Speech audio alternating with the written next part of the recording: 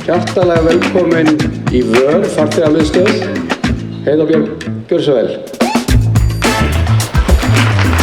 Gaman að sjá okkur hér öll, kæru gestir.